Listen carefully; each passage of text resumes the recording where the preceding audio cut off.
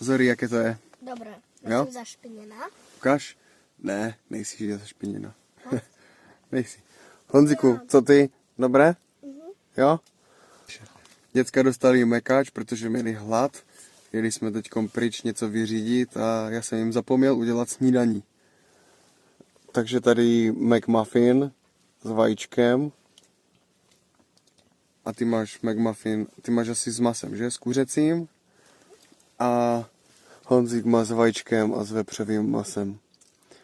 No, tak jsme dělali takové nutné zlo. Mekáč. Co myslíš, že chodí děcka na mekáč? Moc ne. Moc ne? U vás ve škole nechodí děcka na mekáč? Málo kdy. To je správné, že nechodí na mekáč. Jsou to hnusné jídla, že? Jsou dobré chuťově, že? Ale nejsou vůbec zdravé. Protože jak jsme jeli pro jídlo, tak já jsem se hodně prostě toho jsem snědla. Jako ne zas tak hodně, ale prostě jsem snědla a bylo mi potom blbě. Bolelo tě břicho, že? Celou dobu. No jo, no jo. A mě taky.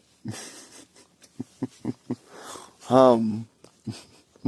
Dobré, tak čus. Čau a dejte like. Jo. A odběr. Jo, dívali jsme se, že ty 95% lidí, co vidí videa, nejsou odběratele. Hej, jak je to možné? Dejte ten odběr. A my papa